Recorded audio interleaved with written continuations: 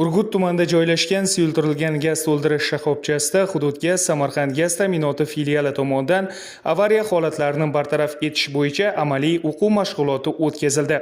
Gaz saqlash quvvati 48 tonnani tashkil etadigan ushbu majmua oyiga 500 tonna suyultirilgan gaz tarqatish imkoniyatiga ega. Bu yerdagi 17 nafar xodim 120 mingga yaqin xonadonni maishiy gaz bilan ta'minlaydi. Birinchi o'quv nuqtadagi mashg'ulot jarayonida sinov sexida elektr uskunalarda qisqa tutashuv sodir bo'lgan vaziyat imitatsiya qilindi.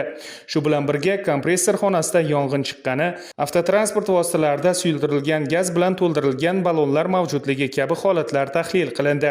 Shundan so'ng o'quv mashg'ulotiga start berildi. Yong'inni bartaraf etish uchun avval elektr tarmoqlari uzildi, kompressor to'xtatildi.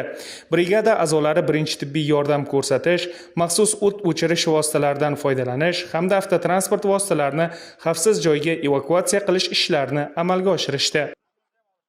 Butun jahon mehnat muhofaza qilish kuni munosabati bilan hududga Samarqand gaz ta'minoti filiali rahbariyati hamda Birlashgan kasaba uyushma qo'mitasi bilan birgalikda o'tkazilayotgan tadbirda o'quv mashg'ulotini o'tkazdik.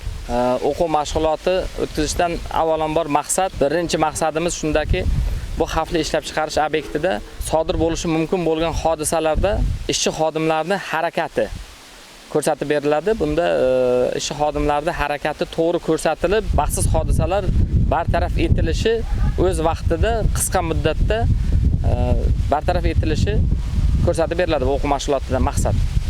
Bu o'quv mashg'ulotlari bizda yil boshidan rejaga asosan har bitta shahar tuman gaz ta'minoti bo'limlari hamda gaz taqsimlash stansiyasi, gaz taqsimlash shoxobchalarida rejaga muvofiq bajariladi. Gaz ta'minoti bo'limlarida, tuman shahar gaz ta'minoti bo'limlarida bir chorakda bir marta belgilangan. Biz o'zimizga reja qilib olganmiz. Gaz taqsimlash shoxobchalarida har oyda bir marta o'zlariga ma'qul vaqtida, o'zlariga ma'qul mavzu asosida o'tkazilib, mana shunday o'quv mashg'ulotlari o'tkazilib boradi. Xavfsizlikni ta'minlash, xodimlarning favqulodda holatlarga tayyorligini oshirishga qaratilgan mazkur amaliy mashg'ulot yakunida hududga Samarqand gaz ta'minoti filiali hamda filialning boshlang'ich kasaba uyushmasi tomonidan o'quv mashg'uloti davomida faollik ko'rsatgan bir guruh ishchi xodimlarga esdalik sovg'alari topshirildi.